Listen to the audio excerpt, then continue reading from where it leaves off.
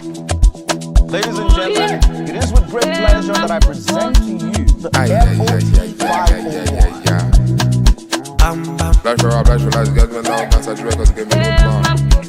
Without further ado, let the beating.